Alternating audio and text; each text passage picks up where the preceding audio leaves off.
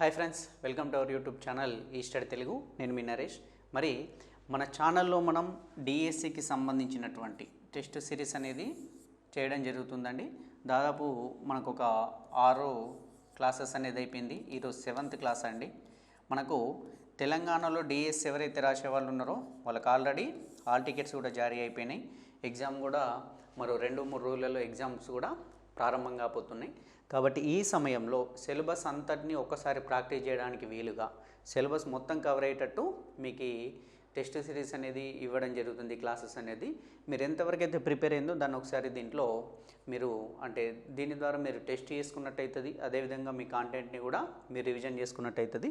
ఇదే విధంగా మన ఈ క్లాసులు అనేది ఏపీలో డిఎస్సి రాసే వాళ్ళకి, అదేవిధంగా ఏపీలో టెట్ రాసే వాళ్ళకి, సీటెట్ రాసే వాళ్ళకి, అదేవిధంగా ఇంకా సెంట్రల్కి సంబంధించి ఎన్టీపీసీ కానివ్వండి, అదేవిధంగా స్టాఫ్ సెలక్షన్ కమిషన్ కానివ్వండి, వీటి నుండి రాసే వాళ్ళకు కూడా మన క్లాసులు అనేటివి యూజ్ అవుతాయి. సో ఫ్రెండ్స్, మరి ఈరోజు కూడా మనకి ఇప్పుడు డిఎస్సి దగ్గరలో ఉంది కాబట్టి దాన్ని బేస్ చేసుకొని టాప్ 18 క్వశ్చన్స్ అని చెప్పేసి మనం సిరీస్ చేస్తున్నాం. దాంట్లో భాగంగా ఈరోజు మరి ఏం ప్రశ్నలు ఉన్నాయో ఒక్కసారి చూద్దాం.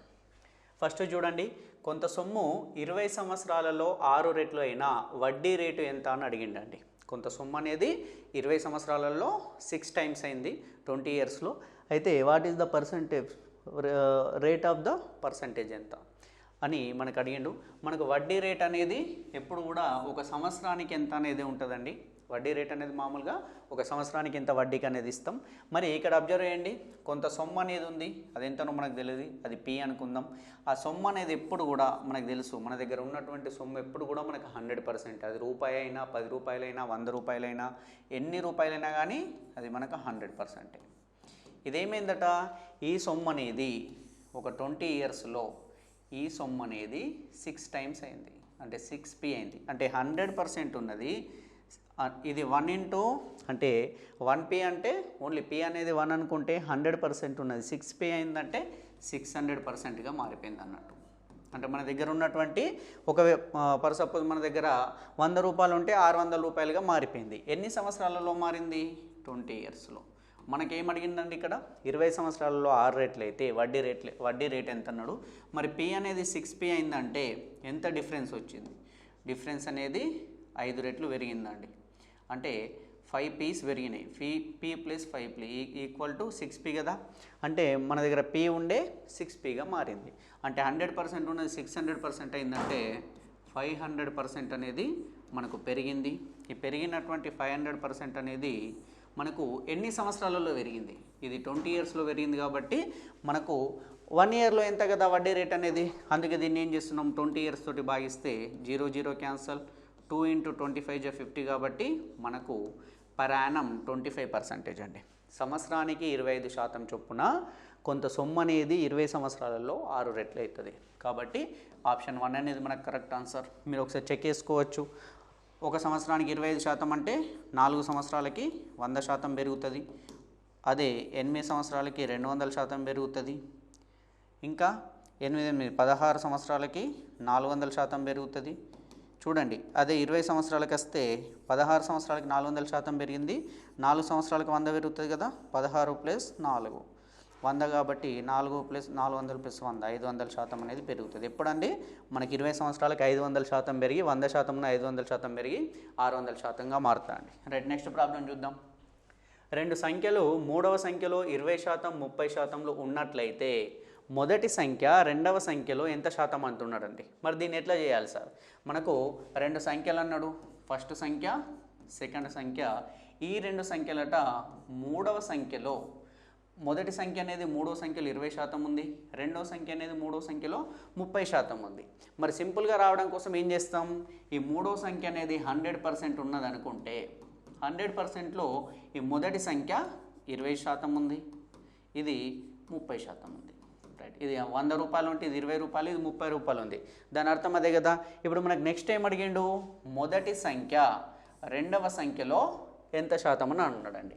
ఇది 100 ఉంటే ఇది 30 ఉంటుంది, ఇది 20 ఉంటుంది. మొదటి సంఖ్య రెండవ సంఖ్యలో ఎంత? ఇగో మొదటి సంఖ్య రెండవ సంఖ్యలో ఎంత శాతం అన్నాడు కదా, కాబట్టి ఇంటూ 100. 0 క్యాన్సల్, పైన 2 × 100 200/3 అండి, 200/3. దీన్ని మరి ఏమని రాయొచ్చు, 3 6లో 18 పోతే 2 మిగిలింది, మళ్ళీ 20 అయింది, మళ్ళీ 3 6లో 18 66 వచ్చింది, మళ్ళీ 2 మిగిలింది కాబట్టి 66 2 మిగిలింది, భాగించడానికి 3 ఉంది, 66 2/3% అండి. అంటే మనం 200/3%ని 66 2/3% అని రాసుకుంటాం. లేదు ఇంకా ఈజీగా తెలిసిన వాళ్ళకి, శాతాల గురించి క్లాస్ మనది కరెక్ట్ విన్న వాళ్ళకి 20/30 అంటే 0 0 క్యాన్సల్ అండి, ఇది 2/3 అవుతుంది. 2/3ని మనం డైరెక్ట్గా 66.66% అనుకుంటాం. అంటే ఇది ఆల్రెడీ మీ క్లాసులలో చెప్పిన 1/3 అనేది 33.33% ఉంటుంది. ఇదే దీన్ని 2 సార్లు చేస్తే, దీన్ని డబుల్ చేస్తే 2 × 1/3 కదా, అందుకే ఇది 2 × 33 అంటే 66.66% అవుతుంది. ఈ 66.66%నే 66 2/3% అని రాసుకునొచ్చండి. ఎవరైతే క్లాసెస్ రెగ్యులర్గా విన్న వాళ్ళు ఉన్నారో ముందు నుంచి, వాళ్ళకి ఇది చూడగానే 2/3ని మనం 66.66% లేదా 66 2/3% రాయాలని తెలిసిపోతుంది. లేదా మీరు ఇట్లా చేసినా కానీ మీకు ఆన్సర్ వస్తుంది. రైట్, నెక్స్ట్ ప్రాబ్లం చూద్దాం. 4th root of 81 minus 8 into cube root of 343 plus 15 into 5th root of 32 plus square root of 225 విలువ ఎంత అన్నాడండి.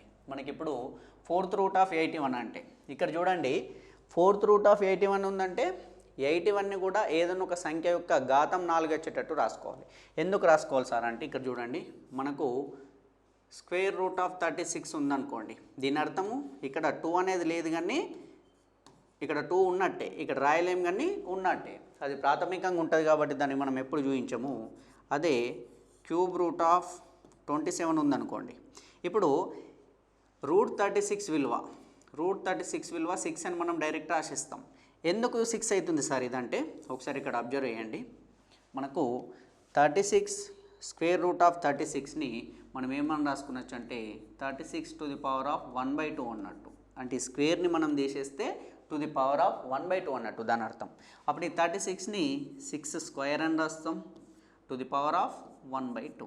అప్పుడు ఇదేమవుతుంది, ఈ 2 క్యాన్సల్ అయ్యి 6⁻1 అంటే 6 అనేది మనకు ఆన్సర్ వస్తుంది. అట్లనే క్యూబ్ రూట్ ఆఫ్ 27 అనేది దీని ఆన్సర్ 3 అని మనకు తెలుసు. అది ఎందుకు 3 అవుతుందంటే 27⁻1/3 అవుతుంది. ఈ క్యూబ్ రూట్ని తీసేస్తే 1/3 అవుతుంది. అప్పుడు 27ని 3 × 3 × 3 27 కాబట్టి 3 క్యూబ్ అని రాస్తాం ⁻1/3. ఈ 3 క్యాన్సల్ అయ్యి మనకు ఆన్సర్ అనేది 3 వస్తుంది. అట్లనే ఇది మనకు తెలిసి ఉండాలి, తెలియని వాళ్ళ కోసం చెప్పిన. ఇప్పుడు దీన్ని రూట్ 81ని 3⁴ అని రాయొచ్చు. ఎందుకంటే 3² × 3² 3² అంటే 9 9 × 9 81 కదా. కాబట్టి 4th రూట్ ఆఫ్ 81ని 4th root of 3⁴ minus 8 into 343 అనేది దేని యొక్క గణం అండి, దేని యొక్క గణం అంటే 7 అండి. 7 × 7 × 7 7 7 × 49 49 × 3 49 × 7 343. కాబట్టి దీన్ని క్యూబ్ రూట్ ఆఫ్ 7 క్యూబ్ అని రాయొచ్చు ప్లస్ 15. ఇది 32ని 2⁵ అని రాసుకునొచ్చండి. 2 × 2 × 2 × 2 × 2 2 2 × 4 2 2 × 4 4 4 16 × 2 32 అవుతుంది. అంటే 15 × 5th root of 2⁵ plus root 225. Root 225 అనేది దేని స్క్వేర్, అది 15 స్క్వేర్ అండి. దీన్ని 15 స్క్వేర్ అని రాయొచ్చు. ఇప్పుడు ఇది చూడండి, ఈ 4th రూటు, ఈ 2⁴, ఈ క్యూబ్ రూటు ⁻3, ఈ 5th రూటు ⁻5, ఈ స్క్వేర్ క్యాన్సల్. లాస్ట్కి మనకి ఏం మిగిలింది 3 - 8 × 7 ప్లస్ 15. ఇక్కడ 15 ఇంటూ ఇదేంటండి 2 15 × 2 ప్లస్ 15 అండి. చూడండి ఈ 15 ఇక్కడ రాసుకున్నాం, దీని విలువ 2 వచ్చింది, దీని విలువ 15 వచ్చింది. ఇప్పుడు చూడండి మనకు బాడ్మాస్ రూల్ ప్రకారం ఫస్ట్ మల్టిప్లికేషన్ చేయాలి. కాబట్టి 8 × 7 56 అండి. 3 - 56 ప్లస్ 15 × 2 30 ప్లస్ 15 అండి. చూడండి -56 ఉంది. ఇక్కడ 30 15 ప్లస్ 3 30 15 45 45 ప్లస్ 3 48 -56లోకి వెళ్ళి ప్లస్ 48ని తీసేస్తే దీనికి 8 కలిపితే 48కి 8 కలిపితే 56 వస్తుంది. కాకపోతే మైనస్ పెద్ద ఉంది ఎక్కువ ఉంది కాబట్టి -8 అండి. -8 అనేది మన ఆన్సర్. ఆప్షన్ బి అనేది మన ఆన్సర్ అవుతుంది. ఒకసారి కన్ఫ్యూజ్ అయ్యే వాళ్ళు ఉంటే దీన్ని 1కి 2 సార్లు చూడండి, ఈజీగా అర్థమవుతుంది. -8 అనేది మన ఆన్సర్. నెక్స్ట్ ప్రాబ్లం చూద్దాం. 2 పంపులు ఒక తొట్టిని 24,32 నిమిషాలలో విడివిడిగా నింపగలవు. మరొకటి నిండు తొట్టిని 16 నిమిషాలలో ఖాళీ చేయను. వాటన్నింటినీ ఒకేసారి తెరిస్తే ఆ తొట్టి ఎంతకాలంలో నిండుతుంది? వాటన్నిటిని ఒకేసారి తెరిస్తే ఆ తొట్టి ఎంతకాలంలో నిండుతుంది అన్నాడు. ఇది కూడా మనం టైమ్ అండ్ వర్క్కి సంబంధించింది. మనుషులు దీన్నే చూడండి, నేనేమని చెప్తున్నా, 2 వ్యక్తులు ఒక పనిని వరుసగా 24,32 రోజులలో చేయగలరు. మరొక వ్యక్తి ఆ పనిని అంటే చేసినటువంటి పనిని చెడగొట్టడానికి 16 రోజులు పడితే ముగ్గురు కలిస్తే ఆ పని ఎన్ని రోజులలో పూర్తవుతుంది? ఆ రూపంలో ఉంది. కాకపోతే ఇది పైపులు తొట్టెలకు సంబంధించింది కాబట్టి ఒకసారి కాన్సెప్ట్ అనేది అర్థం చేసుకోండి. ఇది మనకు తొట్టె అండి, పైప్స్ అండ్ సిస్టమ్స్. ఇది సిస్టమ్స్, ఇది ఒక సిస్టమ్ అనుకోండి. ఈ సిస్టంలో వాటర్ అనేది చూడండి విడివిడిగా నింపడానికి 2 పైపులు ఉన్నాయండి. ఇది ఒక పైప్ ఉంది, ఈ పైప్ అనేది దీంట్లోకి వాటర్ని నింపుతుంది. ఇటు ఇంకో పైప్ ఉంది, ఈ పైపు కూడా వాటర్ని నింపుతుంది.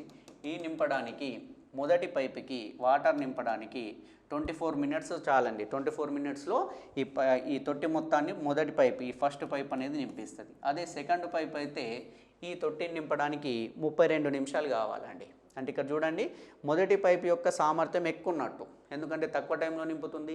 సెకండ్ దాన్ని తక్కువ ఉన్నట్టు, ఇది 24 మినిట్స్లో నింపితే ఇది 32 మినిట్స్లో నింపుతుంది. మనకేమన్నాడు, మరొక పైప్ అనేది ఈ నిండిపోయినటువంటి తొట్టిని 16 నిమిషాలలో ఖాళీ చేయండి. అంటే ఏమన్నట్టు, ఇంకొక పైపు చేసేటటువంటి పని అంటే ఏం చేస్తుంది, దీని నుంచి నీటిని బయటకు తీసుకెళ్తుంది. ఈ మూడో పైప్ అనేది ఇలా బయటకు తీసుకెళ్ళడానికి మొత్తం ఈ నిండిపోతే, ఒకవేళ తొట్టి కనుక నిండిపోయి ఉంటే, ఆ సిస్టమ్ కనుక నిండిపోయి ఉంటే దాన్ని ఇది 16 నిమిషాలలో ఖాళీ చేస్తుంది. మరి మనకి ఇప్పుడు వాస్తవానికి ఏం కావాలి, ఈ తొట్టిలో మొత్తం ఎన్ని నీళ్లు పడతాయి, ఎంత నీరు పడుతుంది అనేది మనకు తెలవాలి. అది తెలవాలంటే ఏమండి, ఇది 24 నిమిషాలలో, ఇది 32 నిమిషాలలో నింపగలిగేదే కదా. ఇది 24 నిమిషాలలో ఎంత నింపుతుందో, ఇది 32 నిమిషాలలో ఎంత నింపుతుందో అదే ఆ తొట్టిలో పట్టేటటువంటి మొత్తం నీళ్ళు కదా. అందుకే ఏం చేస్తాం, 24 32ల ఎల్సిఎం తీసుకుంటాం. కసాగు తీసుకుంటే 2 12, 2 16, మళ్ళీ 2 6, 2 8, 2 3, 2 4, 2 2. ఇది చూడండి 2 2 జా 4, 2 2 జా 4, 4 × 4 16, 16 × 2 32, 32 × 3, 32 × 3 చేస్తే మనకు 96 అండి. అంటే ఈ తొట్టిలో మొత్తం 96, ఫర్ సపోజ్ లీటర్స్ ఇంకేమన్నా అనుకుందాం, 96 లీటర్లు అనుకుందాం, 96 లీటర్ల వాటర్ పడుతుంది అన్నట్టు. అంటే ఏమన్నట్టు, ఇది 24 నిమిషాలలో, ఇది 32 నిమిషాలలో నింపేటటువంటి వాటర్ అనేది 96 లీటర్లు. మరి చూద్దాం, ఈ తొట్టిలో మొత్తం 96 లీటర్ల వాటర్ పడ్డది. ఇక్కడ చూడండి, ఇది మీకు పెద్దగా అనిపించవచ్చు, ఎవరికైనా కొద్దిగా అవగాహన ఉన్న 24 32 రెండిట్లలో, ఆ 2 ఎక్కాలలో మొదటిగా వచ్చేదే కసాగు అవుతుంది, కనిష్ట సామాన్య గుణిజం. 24 2 48, 32 ఎక్కంలో 48 రాదు. 24 3 72, 32 ఎక్కంలో 72 రాదు. 24 4 96, 32 ఎక్కంలో 96 వస్తుంది. కాబట్టి 96 అనేది డైరెక్ట్ మనకు దీని యొక్క కసాగు అవుతుందని కూడా మనకు అర్థమవుతుంది. ఇప్పుడు మనకు టోటల్ వర్క్, ఇది మొత్తం ఆ తొట్టిలో 96 లీటర్ల నీళ్లు పడుతున్నాయి. దీన్ని pipe A, pipe B, pipe C అనుకుందాం. మొదటి పైపు 24 నిమిషాలలో నింపుతుంది. సెకండ్ పైపు 32 నిమిషాలలో నింపుతుంది. థర్డ్ పైపు 16 నిమిషాలలో ఖాళీ చేస్తుంది. ఇక్కడ మనం లాస్ అవుతున్నామండి, లాభం లేదు. మూడో పైపు తోటి మనం లాస్ అవుతున్నాం. ఈ మూడింటిని ఒకేసారి తెరిస్తే అంటుండు, తెరిస్తే ఇవి 2 నింపుతాయి, ఇది ఖాళీ చేస్తుంది. ఈ నీళ్లు ఇవి నింపిన కొద్దీ ఇది బయట పంపిస్తూ ఉంటుంది. అట్లా పంపంగా కూడా ఎంత సమయంలో నిండుతాయని అడిగిండు. అప్పుడు చూడండి 24 4 96 కాబట్టి ఇది దీని యొక్క సామర్థ్యం అంటే 1 నిమిషానికి 4 లీటర్ల నీటిని నింపుతుందన్నట్టు. 32 3లో 96, 16 6లో 96. ఇప్పుడు చూడండి, ఈ 2 పైపులు, ఈ ఫస్ట్ పైపు ఈ సెకండ్ పైప్ అనేది నీటిని నింపుతున్నాయి, అంటే మనకు లాభం వస్తుంది, అందుకే రెండింటిది ప్లస్. ఈ మూడో పైపు ఏం చేస్తుంది, ఈ మూడో పైపు నీటిని బయటకు పంపిస్తుంది కాబట్టి ఇది మైనస్ అండి. 4 + 3 7 -6 చేస్తే ఒకసారికి 1 లీటర్ నీళ్లు మాత్రమే నిండుతున్నాయండి. అంటే దాని అర్థం ఏమో 3 పైపుల్ని ఒకేసారి ఓపెన్ చేస్తే మనకు 2 పైపులేమో 7 లీటర్ల నీటిని ఇస్తున్నాయి, ఒక పైపు 6 లీటర్ల నీటిని బయటకు తీసుకుపోతుంది. అంటే మనకు ఓవరాల్గా 1 లీటర్ నీరు మాత్రమే ఉంటుంది. 1 లీటర్ నీరుని నింపడానికి 1 లీటర్ అంటే ఒకసారికి 1 నిమిషానికి 1 లీటర్ నీటిని నింపితే 96 లీటర్ల నీటిని నింపడానికి 96 నిమిషాలే కావాలి. మరి 96 నిమిషాలని మనం గంటల్లోకి మార్చుకుంటే 60 నిమిషాలు + 36 నిమిషాలు, 60 నిమిషాలు అంటే 1 గంట, కాబట్టి 1 గంట 36 నిమిషాలలో ఆ తొట్టి అనేది నిండుతుంది. 1 గంట 36 నిమిషాలలో ఆ తొట్టి అనేది పూర్తిగా నిండుతుందండి. ఈ కాన్సెప్ట్ అర్థం కావడం కోసం ఇంత బ్రీఫ్గా చెప్పిన, అంటే ఈ రకంగా వేరే ప్రాబ్లం వచ్చినా మీరు చేయగలగాలి, ఆ ఉద్దేశంతో ఇంతగానం చెప్పడం జరిగిందండి. కాన్సెప్ట్ని గుర్తుపెట్టుకోండి, ఎగ్జామ్ దగ్గరలో ఉంది. అంటే 1 గంట 36 నిమిషాలలో నిండుతుంది. ఎందుకు, ఇది 1 నిమిషంలో 1 లీటర్ని మాత్రమే నింపుతున్నాయి. 4 + 3 7 నుంచి 6 లీటర్లు ఖాళీ అయిపోతుంది, 1 లీటర్ మాత్రమే నిండుతుంది. 96 లీటర్లు నిండాలంటే 96 నిమిషాలు కావాలి. రైట్, నెక్స్ట్ ప్రాబ్లం చూద్దాం.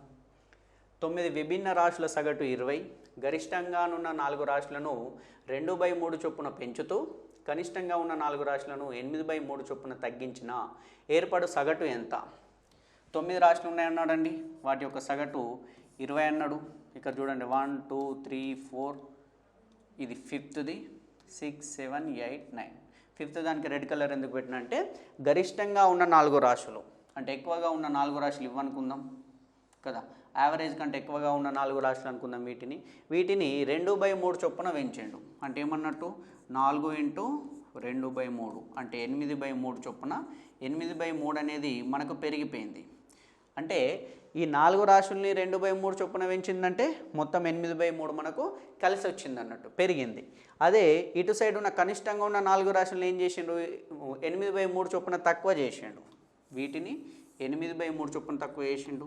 4 × 8/3 చేస్తే 4 × 32/3 అండి. కాకపోతే ఇది తగ్గిపోయింది, మనకు మైనస్లోకి వచ్చేసింది. ఇది మనం లాస్ అవుతున్నాం, అదొకటి మనం గుర్తుపెట్టుకోవాలి, ఇది తగ్గిపోతుందని చెప్పేసి. ఇప్పుడు చూద్దాం, ఓవరాల్గా ఇది -32 ఇది 8, ఇది -32/3, ఇది 8/3. మనం ఓవరాల్గా లాభమైనమా లాస్ అయినామంటే -32/3 + 8/3. 3 అనేది కామన్గా తీస్తే మనకి ఏమవుతుంది, 3 అనేది కామన్గా తీస్తే 32 నుంచి 8 పోతే 24 అండి. 24/3 అంటే 8. కాకపోతే ఇది -8. ఎందుకు, -32 పెద్దగా ఉంది, 8 అనేది చిన్నగా ఉంది. కాబట్టి మనకు వాస్తవానికి ఏవరేజ్ అనేది 20 ఉండే.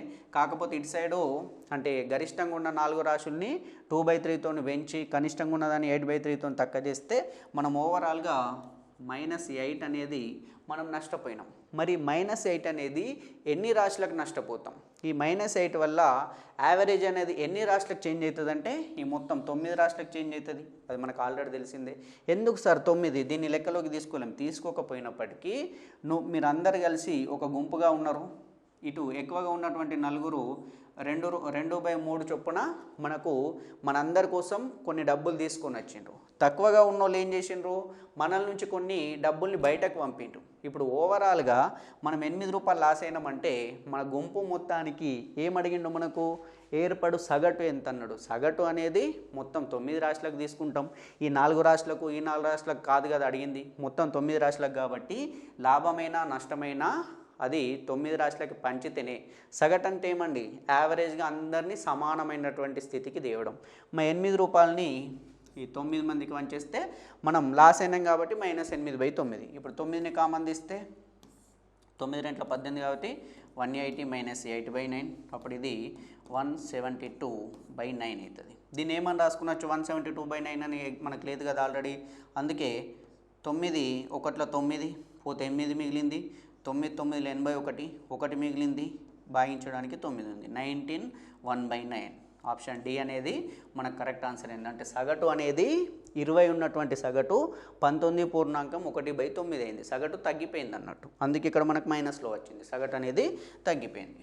రైట్, నెక్స్ట్ ప్రాబ్లం చూద్దాం. ఒక బాలుర వసతి గృహంలో 120 మంది విద్యార్థులకు 30 రోజులకు సరిపడు ఆహార ధాన్యాలు కలవు. ఆ వసతి గృహానికి 5 రోజుల తర్వాత అదనంగా 30 మంది విద్యార్థులు వచ్చిన ఆ ఆహార ధాన్యాలు ఎన్ని రోజులకు సరిపోవును? చూడండి, ఒక హాస్టల్ ఉంది. హాస్టల్లో 120 మంది ఉన్నారండి. ఈ 120 మందికి 30 రోజులకు సరిపోయేటటువంటి ఆహార ధాన్యాలు మన దగ్గర ఉన్నాయి. మళ్ళీ ఏమంటుండు, 5 రోజుల తర్వాత -5 days. 5 రోజుల తర్వాత మన దగ్గర ఎంత ఉంటుందండి? మన దగ్గర మిగిలిపోయింది 120 మందికి 5 రోజుల్లో వెళ్ళిపోయింది కదా, కాబట్టి 25 రోజులకు సరిపడా ఆహార ధాన్యాలు ప్రజెంట్ మన దగ్గర ఉన్నాయి. ఎందుకంటే 5 days అనేది ఫస్ట్ 30 daysకి సరిపోయేటి ఉండే, కాకపోతే 5 days గడిచిపోయింది. 5 రోజుల తర్వాత కాకపోతే ఇప్పుడు ఏమైంది, వసతి గృహానికి 30 మంది ఎక్కువ వచ్చిండు. అంటే ఇప్పుడు ఏమైంది, ఈ 120 మందికి 25 రోజులకు సరిపోయేటటువంటి ఆహార ధాన్యాలను 120 + 30 150 మందికి ఎన్ని రోజులకు సరిపోతుంది అని అడిగాడు. ఎన్ని రోజులకు సరిపోను కదా, అందుకే ఈక్వల్ చేసేస్తే సరిపోతుంది. 0 0 క్యాన్సల్, 4 3లో 12, 4 5లో సారీ అండి 3 ఎక్కంలో 3 4లో 12, 3 5లో 15. నెక్స్ట్ 5 1లో 5 5లో 25, 4 5లో 20 అంటే 20 days అండి. ఆహార ధాన్యాలు 20 రోజులకే సరిపోతాయి. ఒకవేళ ఈ 30 మంది రాకపోతే 25 రోజులకు సరిపోయేది. వీళ్ళు రావడం వల్ల ఒక 5 days తగ్గిపోయింది, 20 రోజులకి సరిపోతాయి. ఇక్కడ అర్థం కాలేదు సార్ అంటే చూడండి, డీని ఇలానే ఉంచి 120 × 25 ఈ 150 ఇటు వస్తే ఇక్కడ డీని గుణిస్తుందండి, ఇటు వస్తే భాగిస్తుంది 150.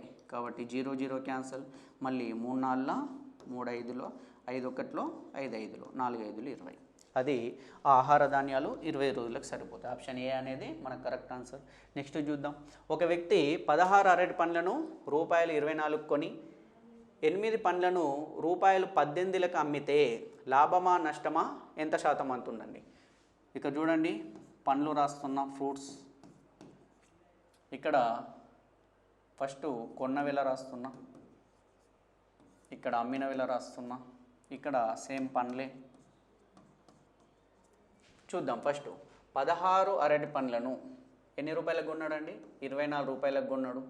నెక్స్ట్ 8 అరటి పండ్లను 18 రూపాయలకు అమ్మిండండి. మరి ఈ రెండిట్లలో కామన్గా ఉన్నాయి ఏంటి? వాటిని సమానం చేస్తే సరిపోతుంది.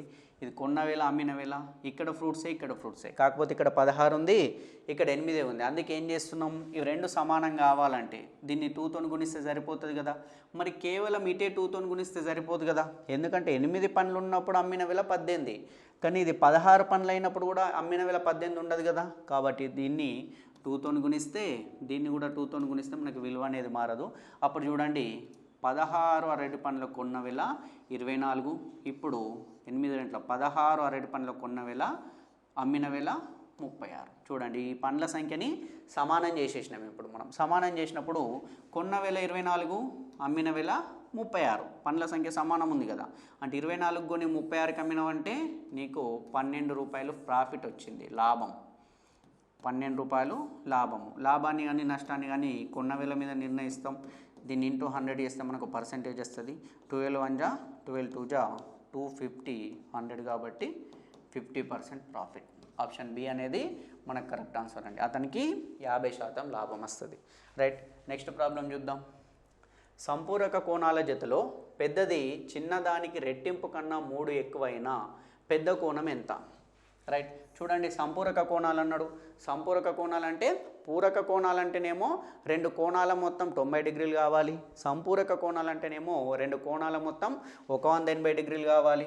అంటే 180 డిగ్రీస్ అయ్యేటట్టు 2 కోణాలు కావాలి. ఒకదాన్ని ఎక్స్ అనుకుంటే మరొకటి 180 - x అవుతుందండి. ఎందుకంటే ఇవి రెండింటిని కలిపితే మనకు మళ్ళీ 180 రావాలి. ఎక్స్ మైనస్ ఎక్స్ పోతే 180 మిగులుతుంది.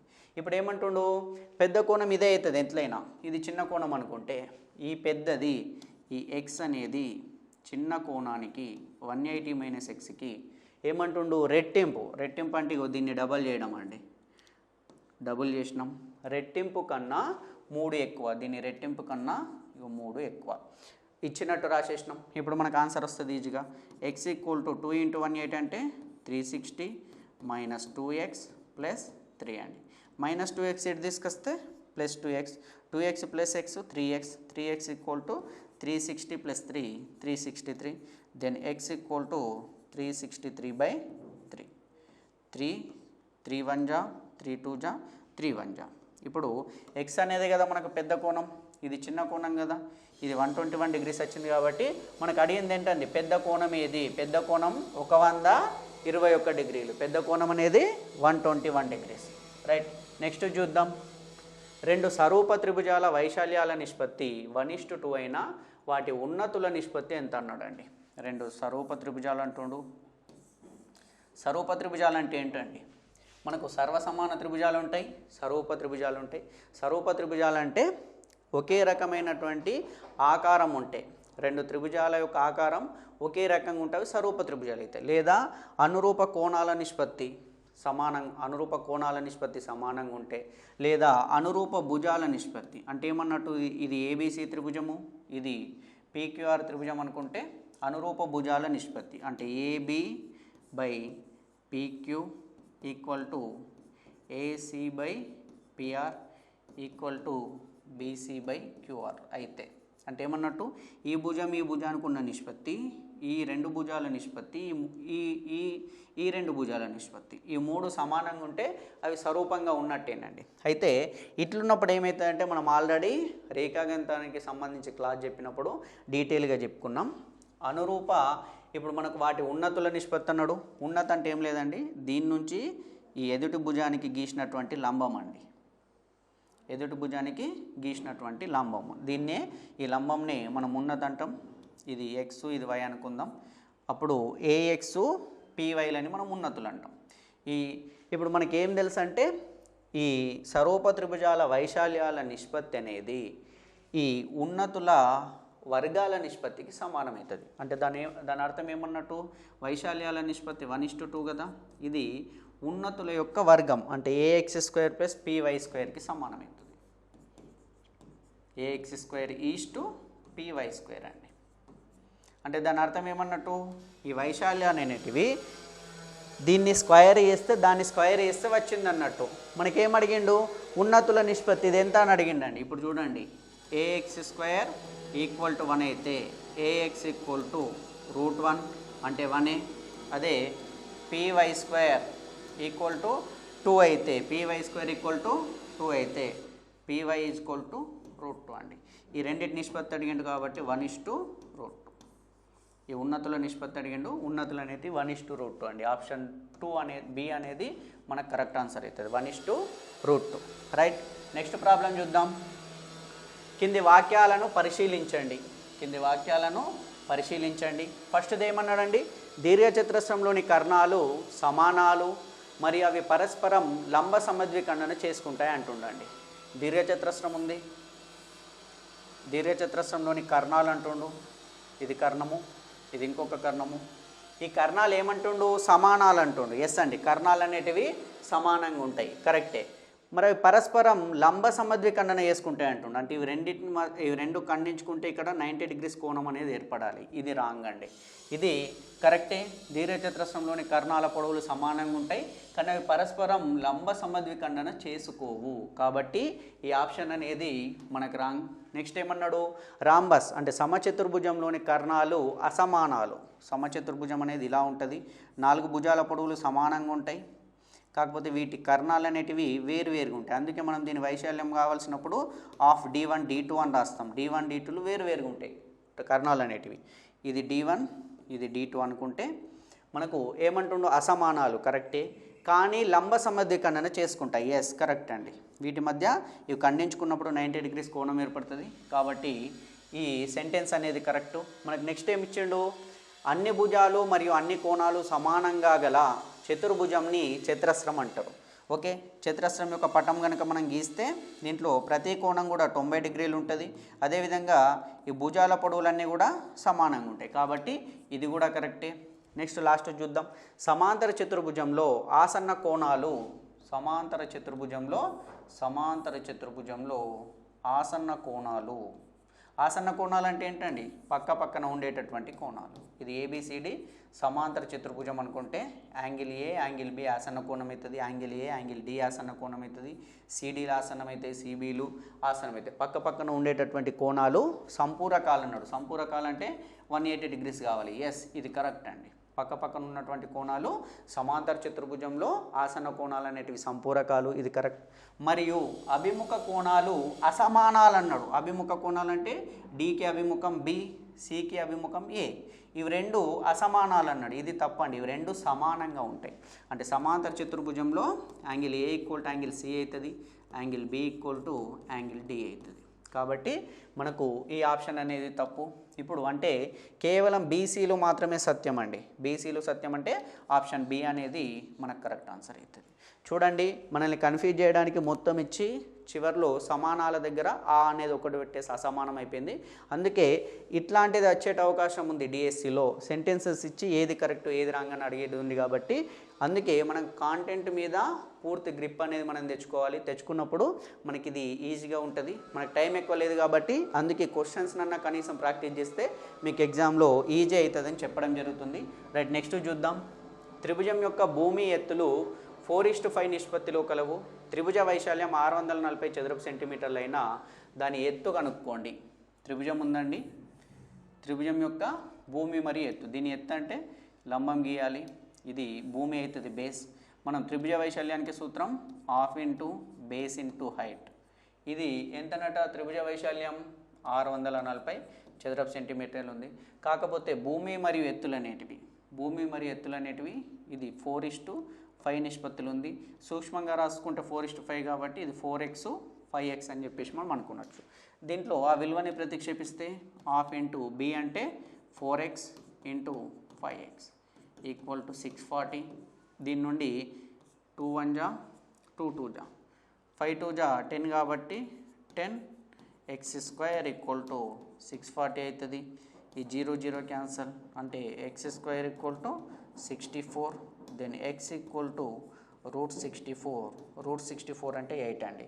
ఎందుకంటే 8² వాల్యూ 64 కాబట్టి √64 అంటే 8. అంటే x వాల్యూ తెలిసింది మనకు 8 కాబట్టి దాని యొక్క భూమి అనేది 4 × 8 4 × 8 కదా 32 అవుతుంది. దాని యొక్క హైట్ అనేది 5 × 8 కాబట్టి ఇది 40 అవుతుంది. మనకు అడిగింది ఇదేనండి, దాని యొక్క హైట్ ఎంత అని అడిగింది. ఎత్తు ఎంత అంటే ఎత్తు 40 సెంటీమీటర్లు. ఎందుకంటే మనకు 5:4 అన్నాడు, 4:5 అన్నాడు. 4:5 అనేది సూక్ష్మం చేసినప్పుడు అంటే మనకు వాస్తవంగా అది 32 నిష్పత్తి 40లో ఉన్నాయి. దీన్ని సూక్ష్మం చేసి ఏమని రాస్తాం? 8 4 32, 8 5 40 ఇట్లా రాసినాం అన్నట్టు. ఆ 8 అనేది ఎక్స్ విలువ మనం కనుక్కుంటే అది 4:5 రూపంలో ఉన్నట్టు మనకు తెలిసింది. హైట్ అనేది 40 సెంటీమీటర్స్ ఉంది. రైట్, నెక్స్ట్ చూద్దాం.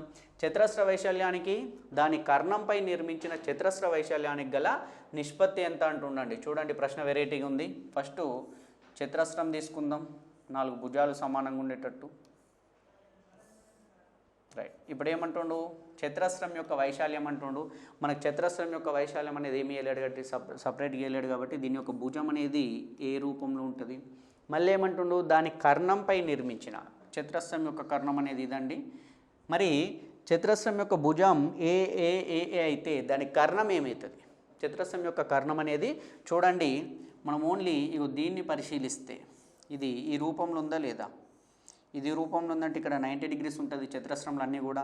ఇది ఏ అంటే అబ్జర్వ్ చేయండి, ఇది లంబకోణ సమద్విబాహు త్రిభుజం అవుతుంది. అప్పుడు ఈ కర్ణం అనేది ఏమవుతుంది? మనకు పైథాగరస్ సిద్ధాంతం ప్రకారము కర్ణం మీది వర్గం అనేది మిగిలిన 2 భుజాల మీది వర్గాల మొత్తానికి సమానం కావాలి. అంటే ఏమవుతుంది? √a² + a². √2a² అవుతుంది. a² బయటకు వస్తే a√2 అంటే దీని కర్ణం అనేది a√2 అండి. మనకేమంటుండు? కర్ణంపై నిర్మించిన చతురస్రం అంటుండు. కర్ణంపై a√2 ఉండేటట్టు ఒక చతురస్రాన్ని మనం నిర్మిస్తే ఇట్లా a√2 ఉండేటట్టు ఒక చతురస్రాన్ని నిర్మిస్తే రైట్, ఇట్లా ఒక చతురస్రాన్ని నిర్మిస్తే రైట్ అంటే ఈ రెడ్ కలర్లో ఉన్నటువంటి చతురస్రానికి మనకు ప్రతిదానికి కూడా భుజం పొడవులు ఏ రూట్ అవుతుంది అప్పుడు, ఎందుకంటే దీన్ని బేస్ చేసుకొని చతురస్రాన్ని నిర్మించినాం కదా. కాబట్టి ఇప్పుడు ఏమడిగిండు, నిర్మించిన చతురస్ర వైశాల్యానికి ఈ వైశాల్యానికి ఆ వైశాల్యానికి నిష్పత్తి అడిగిండండి. ఫస్ట్ మామూలు చతురస్రం యొక్క వైశాల్యం అనేది ఏ స్క్వేర్, నెక్స్ట్ ఈ చతురస్రం యొక్క వైశాల్యం అనేది ఏ రూట్ 2 హోల్ స్క్వేర్. ఈ రెండింటికి నిష్పత్తి అడిగింది కాబట్టి ఏ రూట్ 2 హోల్ స్క్వేర్ చేస్తే ఇది ఏ స్క్వేర్ అవుతుంది, ఇది ఏ స్క్వేర్ రూట్ 2 హోల్ స్క్వేర్ చేస్తే 2 అవుతుందండి. ఏ స్క్వేర్ క్యాన్సల్ అంటే 1:2 అండి. ఈ రెండింటి యొక్క నిష్పత్తి అనేది 1:2 నిష్పత్తిలో ఉంటాయి. రైట్, నెక్స్ట్ చూద్దాం. నెక్స్ట్ ప్రాబ్లం, ఒక వృత్తం మరియు ఒక చతురస్రం ఒకే వైశాల్యాన్ని కలిగి ఉన్నాయి, అయినా ఆ చతురస్ర భుజానికి వృత్త వ్యాసార్థానికి మధ్య గల నిష్పత్తి ఎంత అంటుండండి. ఒక వృత్తము మరియు ఏమంటుండండి, ఒక వృత్తానికి మరియు ఒక చతురస్రం అనేటివి, ఒక వృత్తము మరియు ఒక చతురస్రం అనేటివి ఈ రెండు కూడా ఒకే వైశాల్యాన్ని కలిగి ఉన్నాయి. అంటే ఈ వైశాల్యం ఎంతనో ఈ వైశాల్యం అంతే అన్నట్టు, ఆ రెండు కూడా ఒకే వైశాల్యాన్ని కలిగి ఉన్నాయి. అయినా చతురస్ర భుజం అంటే ఏ మరియు వృత్త వ్యాసార్థం అంటే ఆర్, ఈ రెండిటికి మధ్య గల నిష్పత్తి ఎంత అని అడిగిండండి. మరి చూడండి, మనకి రెండిటి వైశాల్యాలు సమానం కదా, అంటే ఏమన్నట్టు ఏ స్క్వేర్ ఈక్వల్ టు ఈ వృత్త వైశాల్యానికి సమానం, వృత్త వైశాల్యం అనేది πr². అప్పుడు చూడండి R square equal to A square by pi అవుతుందండి. R square equal to A square by pi అవుతుంది. Then R equal to root A square by pi, అంటే ఆర్ని మనం ఏమని రాయొచ్చు, రూట్ ఏ స్క్వేర్ అంటే ఏ బయటకు వచ్చేస్తుంది కాబట్టి ఏ బై రూట్ పై, ఆర్ విలువ ఏ బై రూట్ పై. ఎందుకు ఆరు విలువ వచ్చేటట్టు రాసుకున్నామంటే మనకేం అడిగిండు, ఈ భుజానికి దీనికి సంబంధం ఏంటి అని అడిగిండు. అందుకే ఈ ఆర్ని కూడా ఏలలో వచ్చేటట్టు రాస్తే నిష్పత్తి అనేది ఈజీగా వస్తుంది. ఇప్పుడు మనకు చతురస్రం యొక్క భుజం ఏ మరియు నిష్పత్తి ఆర్ విలువ ఏ బై రూట్ 5 వచ్చింది కాబట్టి ఏ బై రూట్ 5. చూడండి, ఇవి రెండు గుణకార అంటే భాగారంలో రూపం ఉంది కాబట్టి క్యాన్సిల్ అయింది. రూట్ పై కింద ఉంది, పైకి పోతే రూట్ 5:1 అవుతుందండి. ఇక్కడ ఎవరికన్నా కన్ఫ్యూజ్ ఉంటే ఒక్కసారి చూడండి, మనకు నిష్పత్తి అన్న డివైడెడ్ బై అన్న ఒకటే, అందుకే ఏ బై రూట్ 5 అండి. అప్పుడు దీన్ని ఏమని రాయొచ్చు, ఏ ఇంటూ రూట్ 5 బై ఏ అని రాయొచ్చు కదా, ఇది మనకు తెలిసిందే కాబట్టి ఏ క్యాన్సల్. ఇప్పుడు రూట్ 5 బై 1 మిగిలింది, రూట్ 5 బై 1, రూట్ 5:1 రూపంలో ఉంటుంది. ఆప్షన్ డి అనేది మనకు కరెక్ట్ ఆన్సర్ అండి. మనకు మొదటి చతురస్రానికి, తర్వాత మన చతురస్ర భుజానికి మరియు వ్యాసార్థానికి మధ్య గల నిష్పత్తి అడిగింది. ఇదే ప్రశ్నలో వ్యాసార్థానికి చతురస్ర భుజానికి నిష్పత్తి అడిగితే అప్పుడు 1:5 అవుతుందండి. ఆప్షన్ బి అనేది అవుతుంది. మనకు అక్కడ ఏం అడిగిండో దాన్ని బట్టి ఇక్కడ రాసుకోవాలి. రైట్, నెక్స్ట్ ప్రాబ్లం చూద్దాం. ఒక సమగణం సంపూర్ణ తల వైశాల్యం 1536 చదరపు సెంటీమీటర్లు అయినా దాని పక్క తల వైశాల్యం the total surface area of a cube is 1536 square centimeters, then what is its curved surface area అన్నట్టు. కర్వ్డ్ సర్ఫేస్ ఏరియా ఎంత అని అడిగిండు. మనకు సమగణాన్ని తీసుకుంటే సమగణంలో అన్ని భుజాల పొడవులు సమానంగా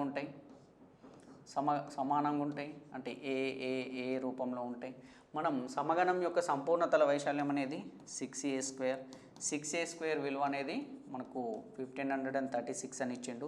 అప్పుడు A square equal to 1536 divided by 6 అండి. 6:1లో 6:2లో పోతే 3 మిగిలింది, మళ్ళీ 6:5లో 30 పోతే మళ్ళీ 3 మిగిలింది, 6:6లో 36, అంటే ఏ స్క్వేర్ అనేది 256. ఇక్కడ ఒకసారి ఆలోచించండి, మనం కనుక్కోమనేది నెక్స్ట్ పక్కతల వైశాల్యం అనేది 4a²కి సమానం. పక్కతల వైశాల్యం 4a², curved surface area of a cube, ఇది total surface area of a cube. 4a² కావాలి. అందుకే ఏం చేస్తున్నాం, ఇక్కడ a² = 256, a = 16 అని అంతవరకు రాయాల్సిన అవసరం లేదండి. మనకి a² వాల్యూ ఆల్రెడీ తెలుసు 256 అని, దాన్ని ఇంటూ 4 చేస్తే కర్వ్డ్ సర్ఫేస్ ఏరియా వస్తుంది. 4 × 256 చేస్తే సరిపోతుందండి. 250 ఉంటే 250 × 4 చేస్తే 1000 వచ్చేది. 6 ఎక్స్ట్రా ఉంది కాబట్టి 6 × 4 24, 1024 అండి దాని యొక్క కర్వ్డ్ సర్ఫేస్ ఏరియా. దాని యొక్క పక్కతల వైశాల్యం అనేది 1024 చదరపు సెంటీమీటర్లు, ఇది centimeter square. Right. Next problem చూద్దాం. ఒక స్తూపం యొక్క ఘనపరిమాణం 308 ఘనపు సెంటీమీటర్లు, దాని ఎత్తు 8 సెంటీమీటర్లైన పక్కతల వైశాల్యం ఎంత అంటుండండి. ఒక స్తూపం ఉంది, స్తూపం యొక్క మనకు ఘనపరిమాణం ఇచ్చింది. ఘనపరిమాణం అంటే దీంట్లో నిల్వ ఉంచగలిగేటటువంటి సామర్థ్యం ఎంత, వాటర్ కానీ ఏదైనా ఎంత ఉంటుందో దాని ఘనపరిమాణం అవుతుంది. మరి స్తూపం యొక్క ఘనపరిమాణానికి సూత్రం ఆల్రెడీ మనం నిన్ననే చెప్పుకున్నాం, నిన్న మొన్న క్లాసులలో. అది πr²h అండి. వాల్యూమ్ ఆఫ్ ఏ సిలిండర్ లేదా స్తూపం యొక్క ఘనపరిమాణం అనేది πr²h.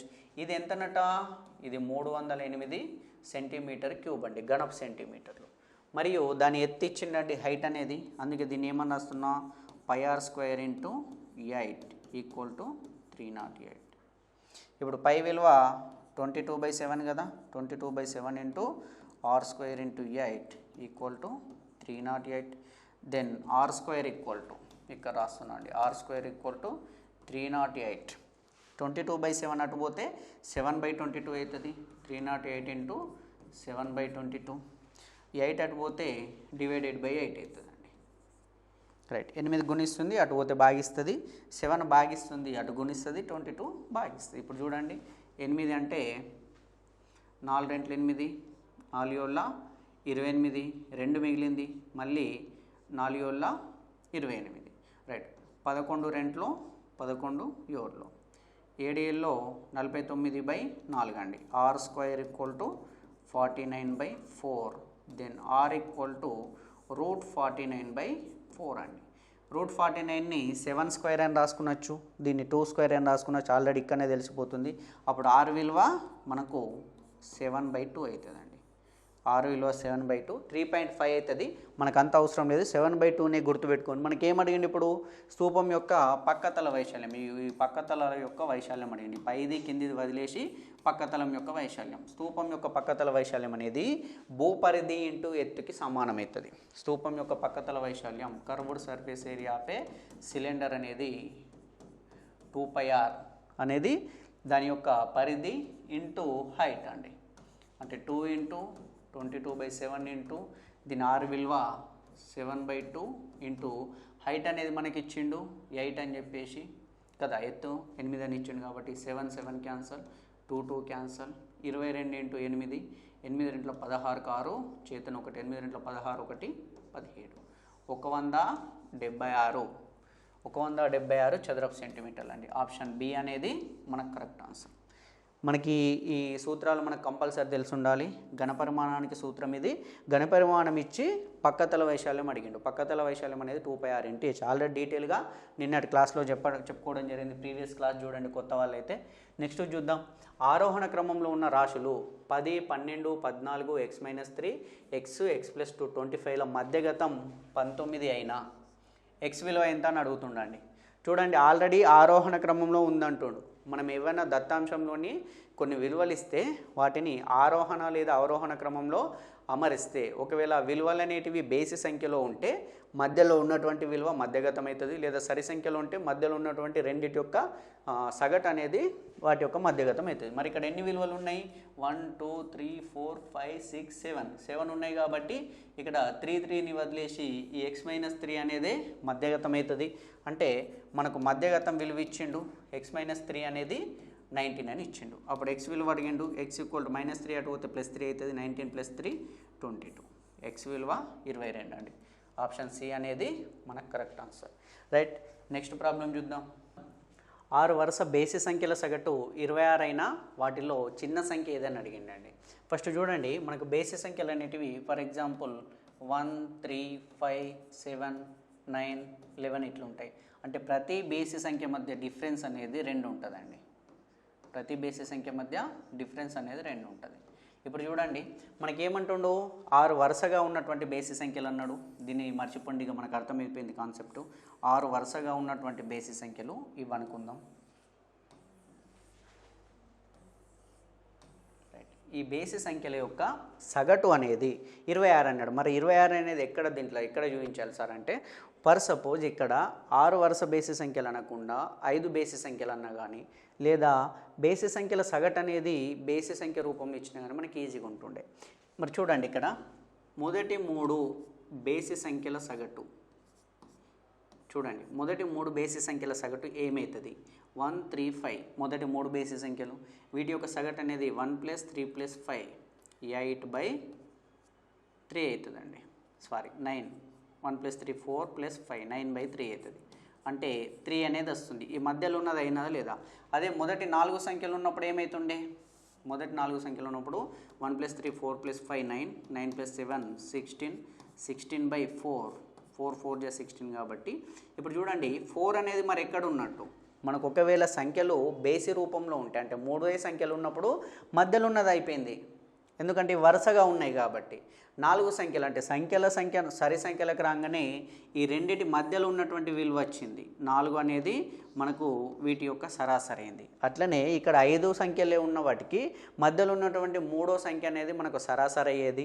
మనకు బేసిక్గా ఆలోచిస్తే కానీ ఇక్కడ 6 సంఖ్యలు ఉన్నాయి కాబట్టి ఈ రెండిటి మధ్యలో ఉన్నది సరాసరి అయింది అందుకే ఏమైంది ఒక సరి సంఖ్య అనేది మనకు సరాసరిగా వచ్చింది 26 అనేది మరి 26 కంటే ముందు ఏముంటుంది ఇక్కడ 25 27 ఈ రెండింటి మధ్యలో ఉన్నది మనకు సరాసరి వచ్చింది ఇది 23 ఇటు 21 ఇది 29 ఇది 31 మనకు అడిగింది ఏంటండి సింపుల్గా చూడండి వాటిలో చిన్న సంఖ్య 21 అనేది మన ఆన్సర్ అవుతుంది లేదు సార్ అంటే ఇంకా చూడండి మనకి ఇచ్చినటువంటి ఏవరేజ్ అనేది 26 మీకు ఆల్రెడీ ప్రీవియస్ క్లాసెస్ చాలా జరిగినాయి సగటు గురించి సపరేట్ క్లాసులు కూడా చెప్పిన ఒక 2 దాంట్లో సగటును ఒకసారి సగటుకు సంబంధించి ఒకటి పెద్ద క్లాస్ ఉంది దాన్ని మొత్తం చూస్తే మీకు చాలా ఐడియా వస్తుంది మనకు వరుసగా ఉన్నటువంటి సరి సంఖ్యలు కానీ వరుసగా ఉన్నటువంటి బేసి సంఖ్యలు ఇచ్చినప్పుడు వాటిలో చిన్న సంఖ్య లేదా పెద్ద సంఖ్య కనుక్కోవడానికి సూత్రం ఏంటంటే ఇచ్చినటువంటి ఏవరేజ్ని రాసి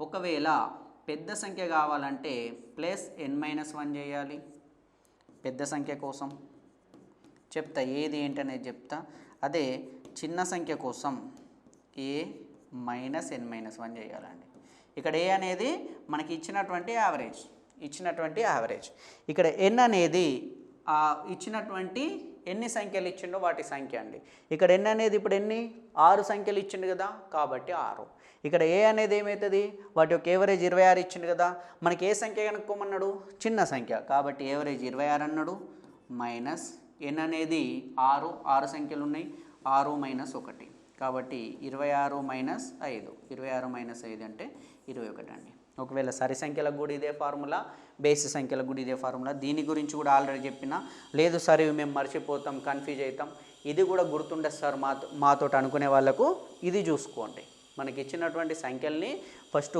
గుండాలు పెట్టి రాసుకొని మనకు ఏవరేజ్ అనేది 25 27 కాలేదు 26 అయింది ఇవి బేసి సంఖ్యలు అన్నాడు కదా 26 అనేది బేసి సంఖ్య కాదు కదా అందుకే 25కి 27కి మధ్యలో ఉన్నది మనకు యావరేజ్ వచ్చింది ఎందుకు ఈ సంఖ్యల సంఖ్య 6 ఉంది కాబట్టి ఒకవేళ 5 సంఖ్యలు ఉంటే 25 అయ్యేది లేదా ఇటు నుంచి 5 సంఖ్యలు ఉంటే 27 అయ్యేది మనకు 6 సంఖ్యలు ఉంది కాబట్టి రెండింటి మధ్యలో వచ్చింది కాబట్టి ఇప్పుడు ఆన్సర్ అనేది మనకు 21 అవుతుంది నెక్స్ట్ ప్రాబ్లం చూద్దాం కింది వాటిలో సౌష్ఠవ రేఖలు లేని త్రిభుజం ఏది అని అడిగిండండి విషంబాహు త్రిభుజం ఇచ్చిండు సమద్విబాహు లంబకోణ త్రిభుజం ఇచ్చిండు సమద్విబాహు త్రిభుజం ఇచ్చిండు సమబాహు త్రిభుజం ఇచ్చిండు విషంబాహు త్రిభుజం అంటే మనకేంటి 3 భుజాల పొడవులు వేరువేరుగా ఉండాలి ఇది 3 సెంటీమీటర్లు ఇది 6 సెంటీమీటర్లు ఇది 5 సెంటీమీటర్లు ఉందనుకో అది విషంబాహు త్రిభుజం అవుతుంది సమద్విబాహు లంబకోణ త్రిభుజం అంటే లంబకోణం ఉండాలి మరియు 2 భుజాల పొడవులు సమానంగా ఉండాలి అంటే ఇది భుజాల పొడవులు ఇది 5 ఇది 5 అనుకుందాం ఫర్ సపోజ్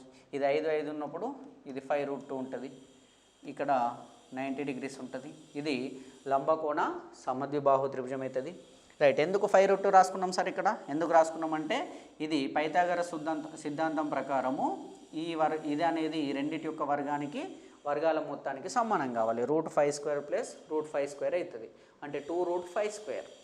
√5² బయటకు వస్తే 5 అవుతుంది 2 అనేది లోపల ఉంటుంది నెక్స్ట్ సమద్విబాహు త్రిభుజం అన్నాడండి సమద్విబాహు త్రిభుజంలోని ఏవైనా 2 భుజాల పొడవులు సమానంగా ఉంటాయి అంటే ఇది 4 సెంటీమీటర్లు ఇది 4 సెంటీమీటర్లు ఉంది ఇది వేరే 5 కానీ 3 కానీ 6 కానీ 7 కానీ ఎంత ఉన్నా ఇది సమద్విబాహు త్రిభుజం అవుతుంది నెక్స్ట్ సమబాహు త్రిభుజం అన్నాడు సమబాహు త్రిభుజం అంటే త్రిభుజంలోని 3 భుజాల పొడవులు సమానం కావాలి అదేవిధంగా 3 కోణాలు కూడా ఆటోమేటిక్గా సమానం అవుతాయి మనం ఫస్ట్ పటాలు వేసిన ఎందుకంటే మీకు ఒక ఐడియా రావడం కోసం పటాలు వేసిన డైరెక్ట్ మనం ఆన్సర్ చెప్పచ్చు సౌష్ఠవ రేఖలు అనేది సౌష్ఠవ రేఖ అంటే ఏంటండి ఏదైనా ఒక పటాన్ని దాని మధ్యలో నుంచి ఒక రేఖ ద్వారా విడగొడితే రెండు వైపులా కూడా సమానమైనటువంటి భాగాలు ఆకారాలు కనిపించేటట్టు మనకు వస్తే ఆ రేఖనే ఆ పటం యొక్క సౌష్ఠవ రేఖ అంటాం. మరి దీన్ని ఇట్లా విడగొట్టినా ఎట్లా విడగొట్టినా కానీ రెండు సైడ్లు సమానం ఉన్నటువంటి రేఖలు మనకు రావు. కాబట్టి సౌష్ఠవ రేఖలు లేనటువంటి త్రిభుజము విషంబాహు త్రిభుజం అవుతుంది. అయినా మీకు క్లారిటీ కోసం చెప్తున్నా, సమద్విబాహు లంబకోణ త్రిభుజంలో ఒక సౌష్ఠవ రేఖ ఉంటుందండి, అది ఇక్కడ నుండి పోతుంది. చూడండి, ఇప్పుడు ఈ రెండు భాగాలు సమానంగా ఉన్నాయి. ఇట్లా కాకుండా వేరే ఎట్లా గీసినా కానీ మనకు రావు. అదే సమద్విబాహు త్రిభుజంలో చూడండి, ఇక్కడ నుండి పోయినప్పుడే రెండు సమానంగా ఉంటుందండి. మళ్ళీ ఇట్లా కానీ ఇట్లా పోయినప్పుడు కూడా కావు. అంటే సమద్విబాహు లంబకోణ త్రిభుజంలో ఈ రెండిట్లలో కూడా సౌష్ఠవ రేఖల సంఖ్య 1. అదే సమబాహు త్రిభుజం అయితే ఇట్లా ఒక సౌష్ఠవ రేఖ ఉంటుంది, ఇట్లా ఒక సౌష్ఠవ రేఖ ఉంటుంది, ఇట్లా ఒక సౌష్ఠవ రేఖ ఉంటుంది. అంటే సమబాహు త్రిభుజంలోని సౌష్ఠవ రేఖల సంఖ్య 3. ఇది గుర్తుపెట్టుకోండి. దీంట్లో 1, దీంట్లో 0 ఏం లేవు, దీంట్లో 1 అండి. రైట్, ఇది మనకు నేటి క్లాస్ అండి. రైట్, టైం అనేది దగ్గరకు వచ్చింది, డిఎస్ అనేది తొందరలో ఉంది. కాబట్టి మీ అందరు కూడా చెప్పేది ఒకటే, అందరు కూడా కాంటెంట్ని మంచిగా గుర్తుపెట్టుకోండి. ఓన్లీ సూత్రాలనో వేటినో మొత్తం బట్టి పట్టుకొని ఎగ్జామ్కి పోతే మాత్రం మనం చేయలేకపోతాం. టెట్ అనేది ఈజీగా వచ్చిందని డిఎస్సి కూడా అట్లానే వస్తుందని మనం అనుకోవద్దు. ఎందుకంటే మనం బీ ప్రిపేర్డ్గా ఉండాలి. మనం ఒకవేళ హార్డ్ ఇచ్చినా కానీ చేయగలుగుతాం అనేటట్టు ఉండాలి. అందుకే చెప్పేది ఒకటే, మనకు కాన్ఫిడెన్స్ అనేది చాలా ఇంపార్టెంట్. మనం ఓవర్గా ఆలోచిస్తే మనం బోల్తా పడతాం. కాబట్టి మీ అందరికి కూడా ఆల్ ది బెస్ట్. మంచిగా ప్రిపేర్ అయ్యి జాగ్రత్తగా వెళ్ళండి, హ్యాపీ మూడ్తో వెళ్ళండి. ఎగ్జామ్ అనేది మీరు ఎంత హ్యాపీగా వెళ్తే అంత హ్యాపీగా రాయగలుగుతారు. మీకు తెలియంది కూడా గుర్తుకొస్తుంది. మనం ఆలోచించుకుంటూ బాధలో వెళ్తే మనం తెలిసినవి కూడా తప్పులు పెట్టే అవకాశం ఉంటుంది. కాబట్టి అందరికి కూడా ఆల్ ది బెస్ట్ అండి.